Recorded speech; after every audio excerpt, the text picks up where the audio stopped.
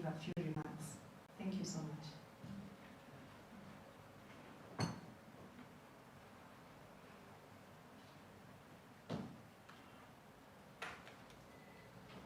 Hamjamboni. Nimeelezewa sasa ni kuongea lugha ya taifa. Nitajikakamua kidogo. Kwa majina naitwa Jacqueline Njagi kutoka kwa ofisi ya mkurugenzi wa mashtaka ya umma, that is ODPP. Na niko kwa kitengo ya SGBV ama kuangalia mambo ya jinsia ya wanawake na watoto na kila mtu. Unajua kwa serikali hatuwezi bagua tukasema tu ni mambo ya wanawake, lakini tunazingatia sana yale ya wanawake. Mkurugenzi wa mashtaka ya umma amekuwa akitupa mwelekeo sana mara mingi tuzingatie haya mambo kwa sababu ya vile ilivyotokea mwezi wa 3 mwaka uliopita. Tuliona mambo ya COVID yalikuja na wote hatukukuwa tumejipanga. Tunajua kwa janga hakuna mtu mwenye anakuanga ako ready ama amejipanga. Na aliweka mikakati mbalimbali ya kuzingatia kesi zilizokuwa kotini na zenye zingeingia kotini wakati huo. Ya kwanza alituwekea mkakati wa kuweka ile tunaita hotline, ile tunaita line ama line ya simu ya kupiga kwa wale hawezi kupata help haraka ama usaidizi haraka. Na hiyo namba, hata kama tuliwaelezea watu pale nje tuko na namba, ilikuwa pia vigumu kwa ule victim ama ule mwenye kupata shida nyumbani kupiga. Tena wakati tulipopata namba, tukapata tena shida nyingine. Kuna ule aliye nyumbani, haezi toka ama haezi pata usaidizi wa kutafuta, mtu wa kumsaidia kutafuta vile atapata usaidizi. Ya 3, tukaona pia koti zilifungwa. Tukaanza kujiuliza, ni nini tutafanya baada ya hapo? Tunajua serikali kidole kimoja hakivunji chawa. Tulijiunga na wenzetu, polisi, State Department of Gender, NGOs, na si wote tukasema sasa ni lazima tufanye pamoja, ndio tukiweza kusikia kesi ya domestic violence ama ya jinsia, tuweze kutatua pamoja. Kwa wale tuliweza saidia, kwa wale tulipata malalamishi tulisaidia. Mkurugenzi wa mashtaka pia aliuliza aliyekuwa jaji mkuu wakati huo kama hizi kesi zinaweza shughulikiwa kwa haraka. Zingine tuliweza kuzishughulikia na zingine hatukuweza kuzishughulikia, lakini hatusemi usaidizi inatoka kotini peke yake. Tulijiunga na madaktari, tukajiunga na wenye wanafanya kazi ya kusaidia watoto, na nina mwenzangu mmoja hapa anayefanya kazi kwa kitengo ya watoto katika ofisi ya mashtaka ya mkurugenzi wa mashtaka. Na wakati huo tuliona ni lazima tufanye ile tunaita leveraging on technology, kwa sababu hatuwezi fikia hao watu wanaodhulumiwa nyumbani.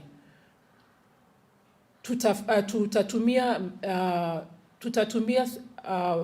technology kuwafikia. Wakipata namba yetu wanatupigia, tunawapa ushauri ya pali ya kwenda. Wakienda wakishughulikiwa tena tunawaambia mambo cool down ama yakienda chini, shida ikienda chini, tutafuatilia sasa mambo ya kesi. Kwa sababu mara mingi watu wanakuwa wamefungiwa nyumbani. Hatuwezi sema hakukuwa na changamoto. Changamoto zilikuwa mingi. Mumeona kwa ripoti, changamoto ya mara mingi ni kuwa wafanyikazi wa serikali, hata mkiajiriwa,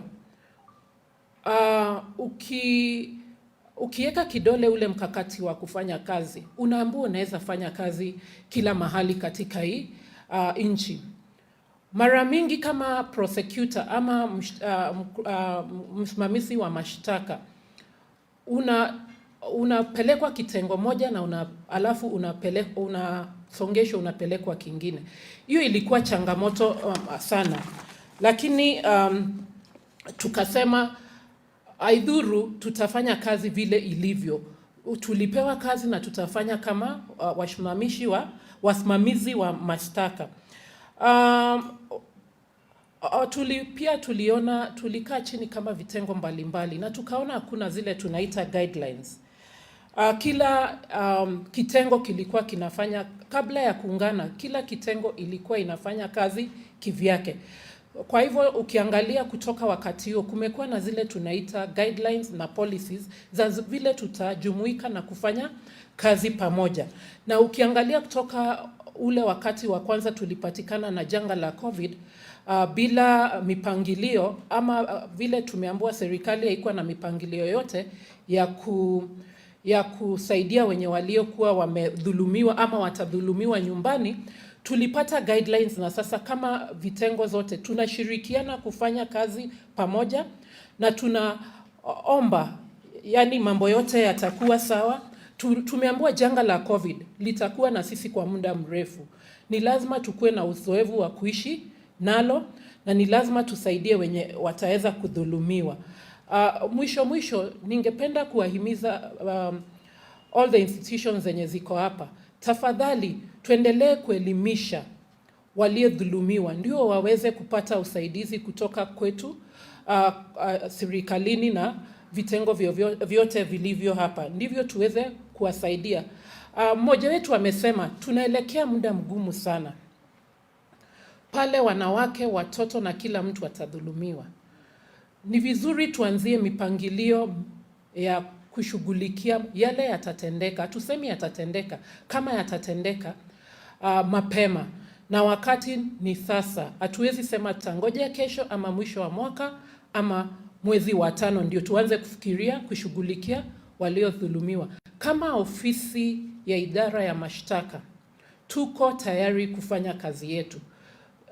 Lakini lazima tusaidiwe na wenye walio karibu na wenye wanadhulumiwa. Asante sana.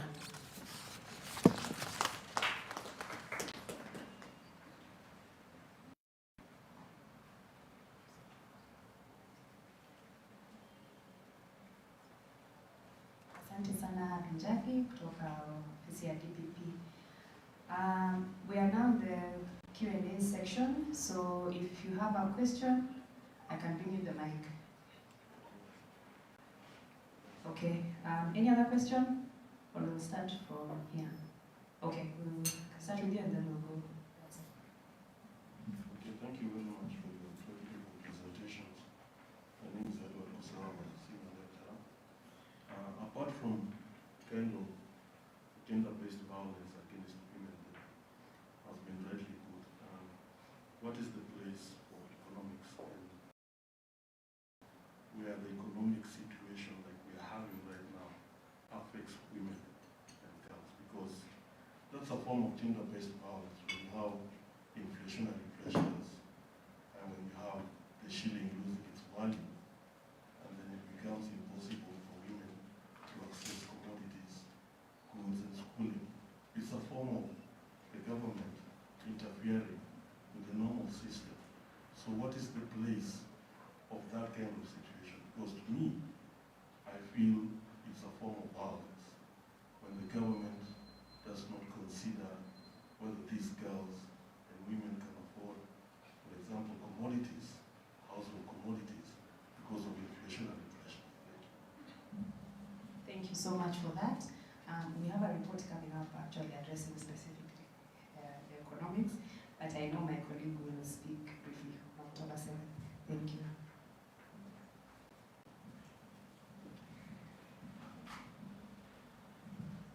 Thank you so much. My name is Sarah German. I'm a journalist with DevX.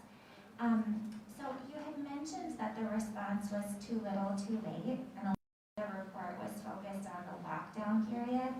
I'm wondering if you could talk a little bit about kind of what has happened since then. Like, have there been improvements? Why is it too little, too late?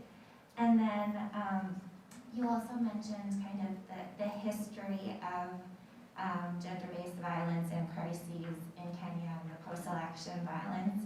Why do you think that, given that the government has this experience, knows these things, why do you think they didn't act? Thank you.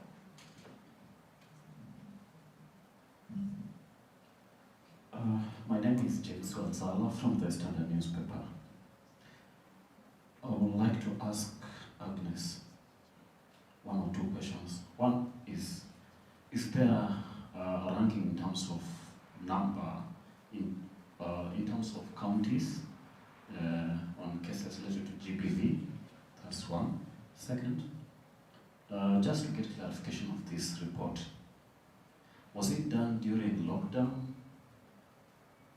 Because according to what I read, it's not specific. Or does it gather information during the continuing period, because we are still in the pandemic? And third is, maybe you mentioned about the fund being not operational. Maybe have you taken a step to know why it's not operational? Thank you.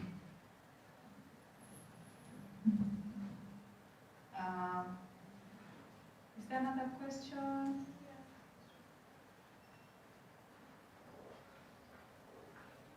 Okay, so we'll start with these 4, 5, and then we can go to the interviews.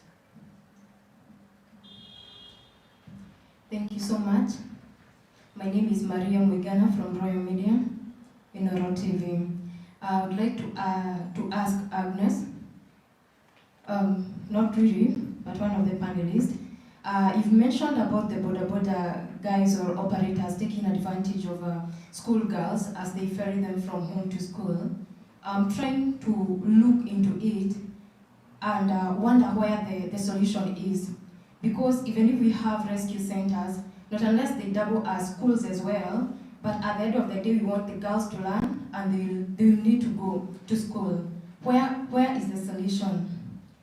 My next question is about the Office of the Gender. Previously the Ministry of Gender, and now we have the Social Development Officer per every sub-county. I'm wondering how active they have been all through, or whether you work together with them to collect data and also to do follow-ups.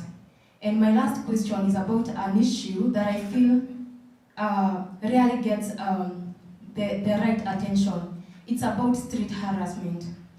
Almost every lady in Nairobi can talk about how the makangas, how they will handle you trying to get you into their vehicle.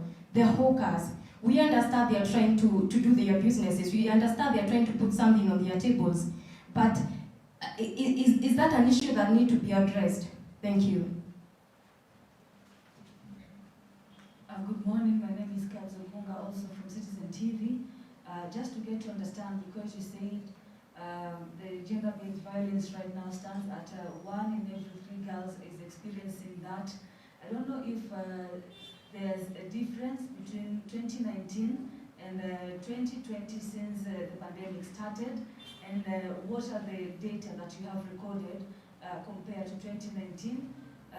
If you can also give that to us, because now we don't have tangible numbers, and which counties particularly are experiencing these numbers in high rate.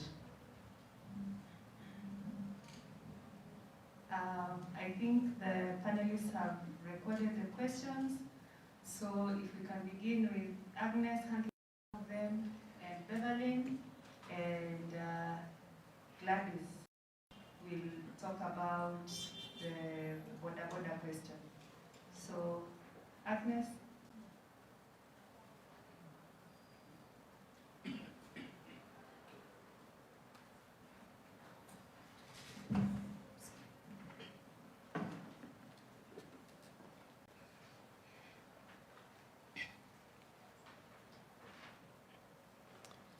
Thank you so much.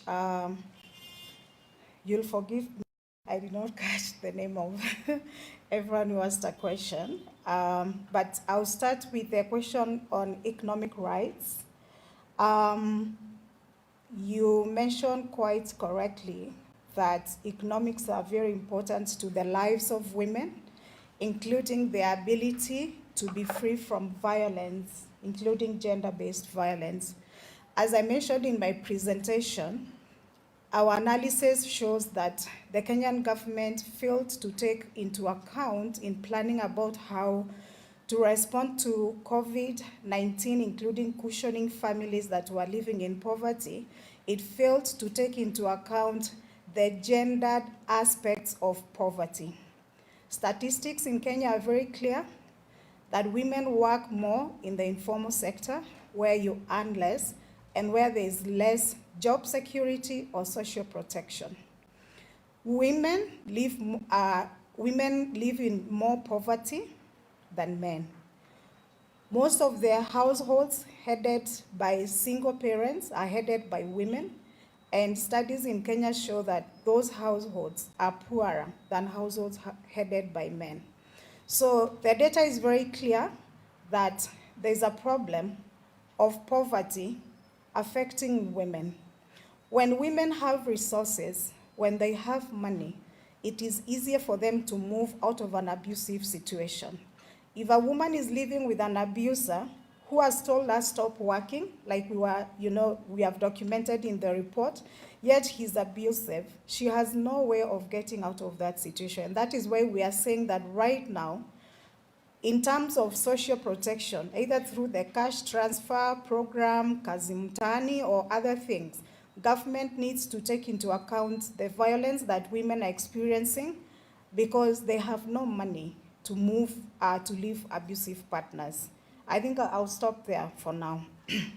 In terms of data, ranking on GBV cases in counties, I'm not aware of any data that is comprehensive, but it is the responsibility of the government to monitor and to collect and to analyze data on violence against women and girls.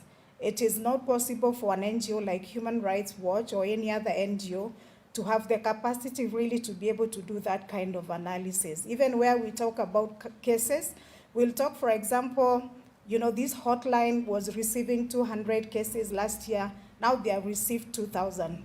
That does not give us a picture about the whole country, although it does show a trend, or it does send an alarm that this is something to watch out for. In our report, we actually make a recommendation for the government to ensure continuing monitoring and collection and analysis of data so that they can use that data to plan to respond to gender-based violence. Did we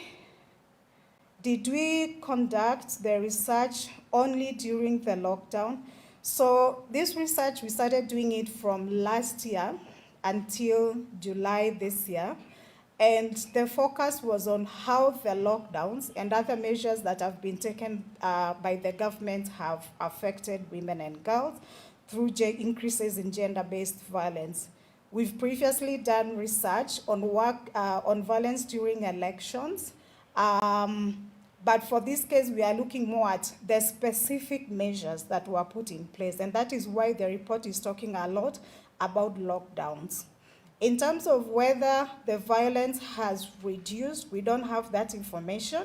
And I'll be happy to hear from government whether through their monitoring, if they are doing it, whether these rates are going down. I guess it's a case again for going back and looking at what is happening in the communities.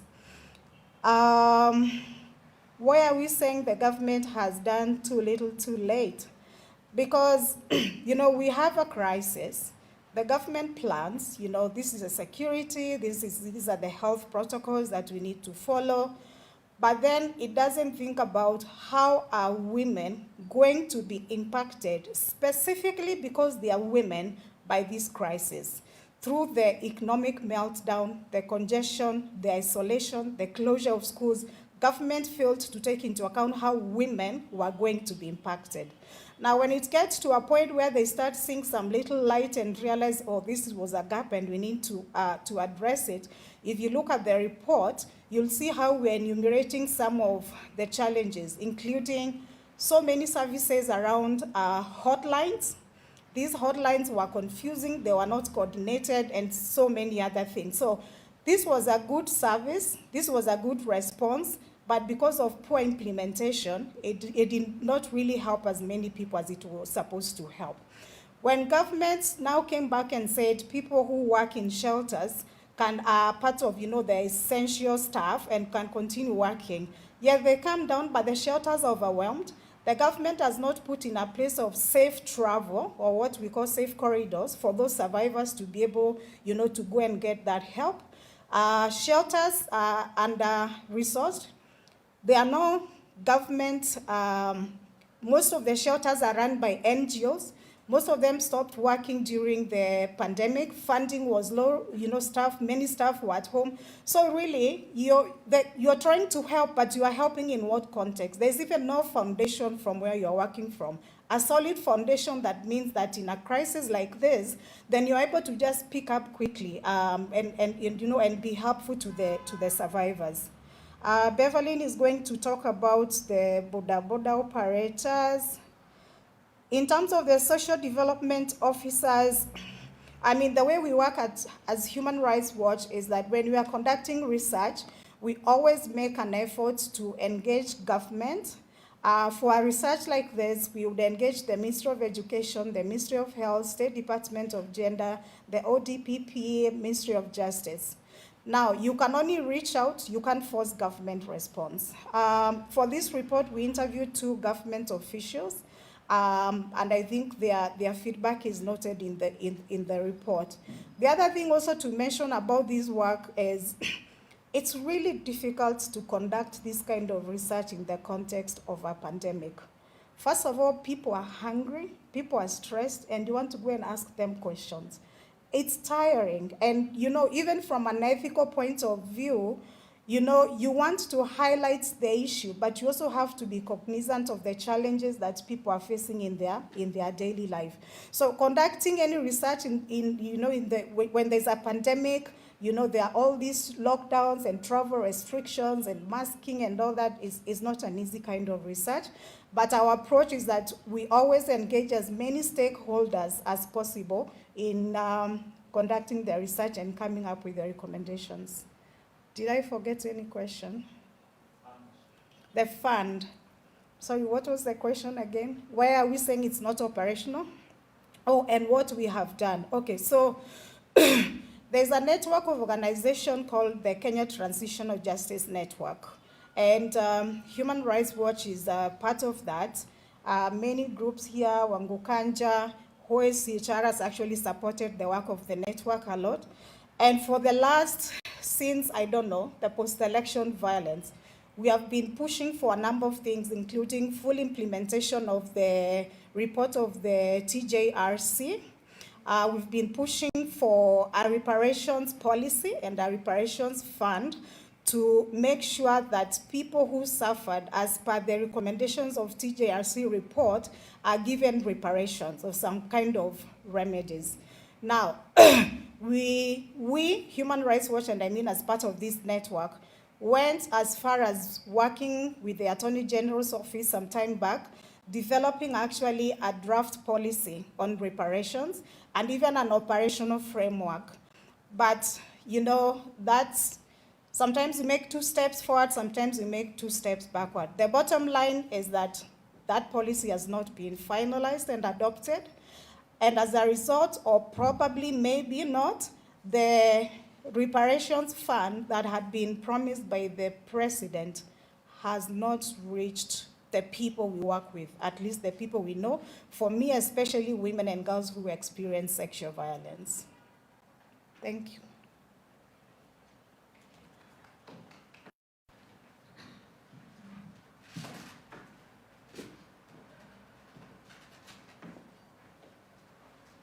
So there are 3 questions that have been fielded, which I believe it would be important I respond to.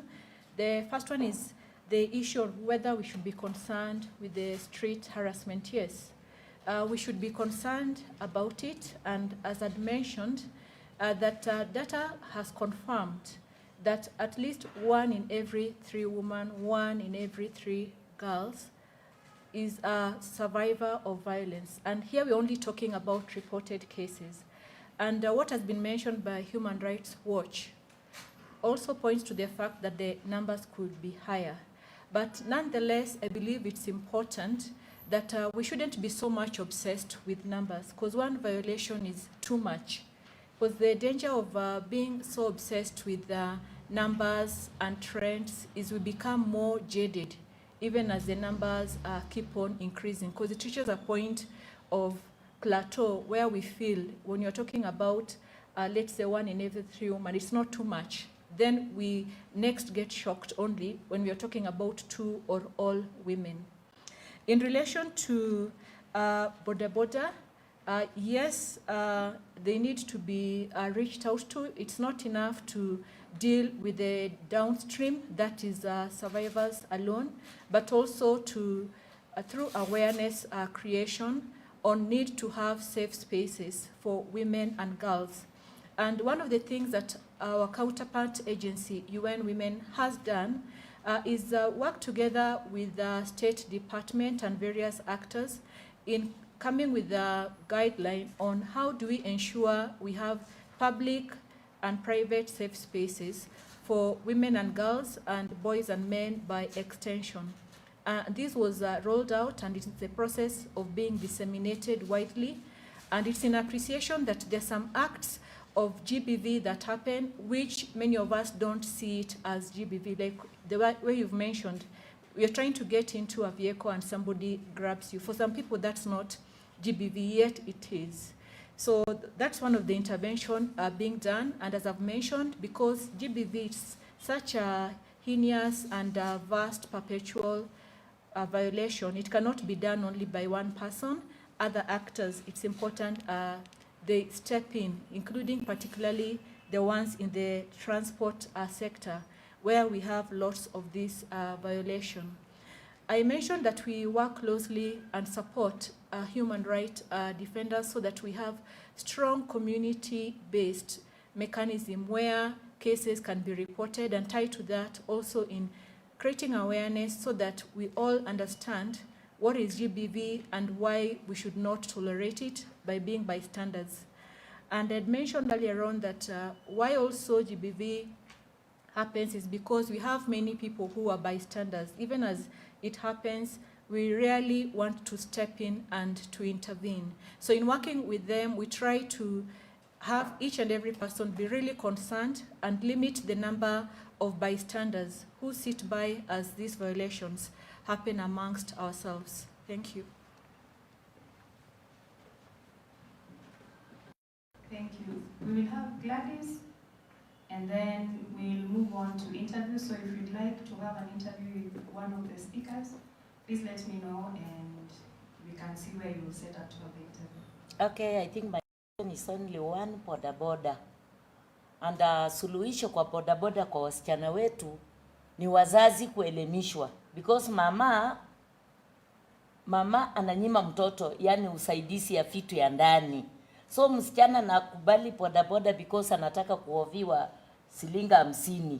So wakipeleka elimu kwa community, nafikiri mama atachunga msichana.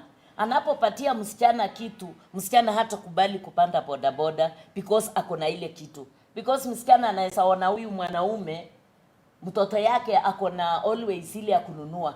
Na kwetu tunatumia blanketi. Wanarua blanketi hivi, anaweka. So akiona akona always, pia anaona anatafuta mwanaume apatiwe ya always. But mama akistruggle like watu wa Human Watch, hii Human Rights Watch, walikuja wakalete mboga. Walipolete mboga wa mama wakapanda. Walipopanda akapata pesa ya kupatia watoto yao, pesa ya kununua hiyo vitu wanahitaji. Saa hii tunaona mambo ya bodaboda imereduce. So tunawaomba mkienda Crown, muende mufike mashinani, mupeane saidizi kidogo kama ya mboka kuelimisha mama. Because watoto wetu wanaberish kwa kukosa fahamu. Na wanapofundishwa, wanajua riski iko hapa, mama patia msichana kitu yake, baba uwe free na mtoto yako, patia usaidizi, mtoto hatakubali kupanda bodaboda. Because ukishika, hasa mimi vile natetea kabisa, nikishika mwanaume ya 15 years, mtoto ya 12 years wana mess. Nashika hao watoto napeleka kwa chief. Na waambia muwaongeleshe, muache walale, kesho wasee waache waongeleshe. Kesho unapata polisi Mwenye umepeleka kwa chief akaweka kwa polisi amewachiliwa. Mtu anakuja anapeana 200 shillings. Mtoto anaachiliwa. So haina maana hata kushika kupeleka polisi. Ni mzuri kusaidia mzazi elimu, ajue vile atatunza mtoto, na hiyo ndio suluhu ya bodaboda. Mtoto hatakubali kupanda bodaboda. Simubarikiwe. Lakini wakati huu tumeenda mbaya ya election, tunawaomba amani because msichana yangu, kijana yangu, mama mwenye hajui chochote atadhulumiwa na hajui ni nini inafanyika. Amani na iwe nanyi. Thank you so much. Thank you for all the questions and the panelists for the good answers. Now we'll move on to the interviews. Those who would like to leave, we thank you so much for coming and being with us today during this launch. If you'd like to continue taking your tea, the tea is still outside here, but we really request you to